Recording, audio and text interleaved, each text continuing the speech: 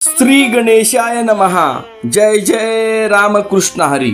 एकतरी ओवी अनुभवावी या भक्तिमय चॅनल मध्ये आपलं सहर्ष स्वागत आहे. आज आपण खूप सुंदर अशी तिसऱ्या अध्यायातील ओवी समजून घेणार आहोत. चला तर मग ओवीला सुरुवात करूया.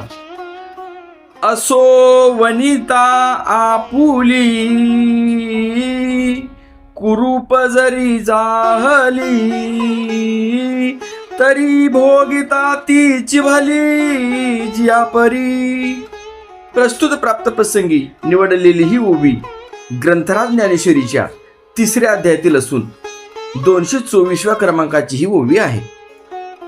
ह्या ओवीच्या माध्यमातून माऊली आपल्याला स्वधर्माचं अनुष्ठान करणं किती योग्य आहे, स्वधर्माचं अनुष्ठान करणं किती हितकर आहे, नवे नवे स्वधर्माचं आचरण सोडून इतर गोष्टी केल्याने आपला काय घात आहे हे समजून सांगण्यासाठी खूप सुंदर असं व्यावहारिक दृष्टांत, पत्नीचा दृष्टांत देऊन आपल्याला इथे समजून सांगतात.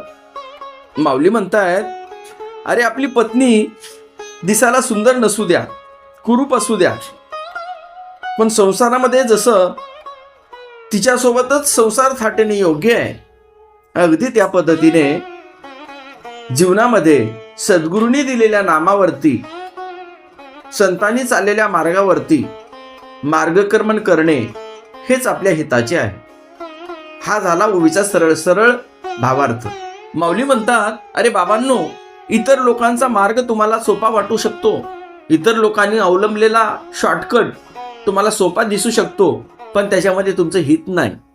सद्गुरूंनी दिलेला जो मार्ग आहे, संतांनी सांगितलेला जो मार्ग आहे, तोच हितकर आहे. आणि माऊली सांगतात, अरे बाबांनो, एका शूद्र माणसाच्या घरी अनेक पक्वान्न असतील, पण म्हणून ती पक्वान्ने एखाद्या ब्राह्मणाला सेवन करणे योग्य ठरेल का? अहो, इथे शूद्र म्हणजे जातीचा शूद्र नाही, ज्याचं आचरण शूद्र आहे, ज्याची वागणूक शूद्र आहे, अशा शूद्राच्या घरी अनेक पक्वान्न तुम्हाला दिसतात. पण जसं त्या शूद्राचं अन्न तुम्ही सेवन करणं, त्या पापी माणसाच्या घरचं तुम्ही अधर्माने कमाई केलेलं अन्न सेवन करणं जसं तुमच्यासाठी हितकर नाही, ब्राह्मणासाठी हितकर नाही, अगदी त्या पद्धतीने स्वधर्माचं अनुष्ठान सोडून इतर गोष्टी आचरण करणं हितकर नाही.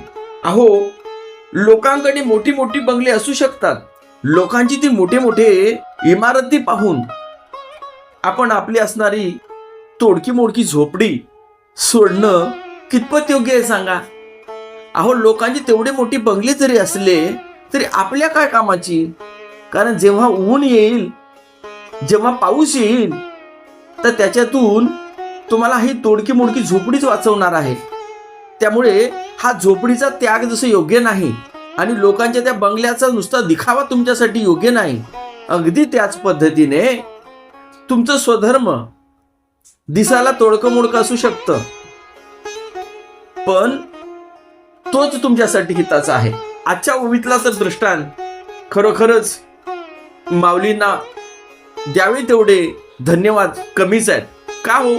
कारण एकदम व्यावहारिक दृष्टांत देऊन, नित्य जीवनातला दृष्टांत देऊन आणि त्याच्यातला सिद्धांत परमार्थावरती नेऊन ठेवणं हे जगाच्या पाठीवर फक्त माऊलींना जमलं.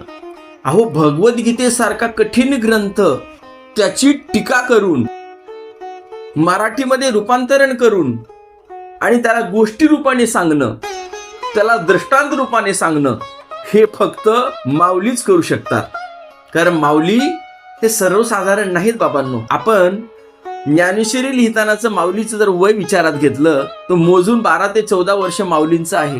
त्या वयातील मुलांना एवढं सगळं समजणं हे कल्पनेच्या बाहेरचं आहे. माऊली महाविष्णूचा अवतार सखा माझा ज्ञानेश्वर असे असणारे जगाची माऊली येते. साक्षात महाविष्णू आहेत ते. जरी ते महाविष्णू असले तरी आपल्या घरातला एखादा सदस्य समजून सांगावा, त्या पद्धतीचा सोपा व्यावहारिक दृष्टांत, संसारिक दृष्टांत देऊन आपल्याला सांगतात. बोलतात, बाबांनो, तुमची जी बायको आहे, तुमची जी पत्नी आहे, जिच्यासोबत तुझं लग्न झालेलं आहे, त्या पत्नीसोबत संसार थाटणं जसं तुमच्या हिताचं आहे, नवे केवळ तेच तुमच्या हिताचं आहे. आणि ते सोडून जगामध्ये अनेक सुंदर स्त्री असू शकतात, जगामध्ये अनेक चांगल्या स्त्री असू शकतात, पण त्यांच्याकडे पाहणं जसं पाप आहे. त्या स्त्रियांना स्पर्श करायचं दूरच, नुसतं तुम्ही दृष्टी जरी टाकली तरी त्याच्यातून आपलं पाप होऊ शकतं. ते आपल्या हिताचं नाही. किंवा त्याच्याही पुढे जाऊन सांगायचं, दुसऱ्याच्या पत्नीला आपण वाईट नजरेने पाहिलं तर तिथे आपल्याला फटके आणि मार सुद्धा पडू शकतो. पण आपली स्वतःची पत्नी दिसायला जरी कुरूप असली, सुंदर नसली, पण त्याच पत्नीला पाहणं, त्याच पत्नीशी तुम्ही व्यावहारिक संसार थाटणं जसं तुमच्या हिताचं आहे. बाबांनो, अगदी त्या पद्धतीने जगामध्ये अनेक प्रकारचे चांगले दिसणारे मार्ग असू शकतात. अहो, ते दिसायला चांगले असतीलही, पण ते तुमच्या हिताचं नाही. संतांनी जो मार्ग तुम्हाला निवडून दिलेला आहे, त्याच मार्गावरती तुम्ही चालणं तुमच्या हिताचं असू शकतं. म्हणून आजची ही जी ओवी आहे ती हेच सांगते की बाबांनो, जो स्वधर्म आहे तो दिसायला चांगला नसू शकतो, आचरण करायला थोडंसं कठीण असू शकतो. जसं दुसऱ्याची स्त्री दिसायला जरी सुंदर असली त्याच्यात आपलं हित नाही. दुसऱ्याच्या घरचं अन्न दिसायला जरी चांगलं असलं पण ते आपल्या हिताचं नाही. किंवा दुसऱ्याची दिसणारी बंगले दिसायला जरी चांगले असतील पण ते आपल्या काही कामाचे नाहीत. अगदी त्या पद्धतीने इतर मार्ग दिसायला चांगले असतील पण ते आपल्या हिताचे नाहीत. आपल्या हिताचं फक्त एकच आहे, सद्गुरूंनी दिलेलं नामचिंतन, संतांनी सांगितलेलं नामचिंतन, संतांनी निवडलेला जो मार्ग तोच आपल्या हिताचा आहे.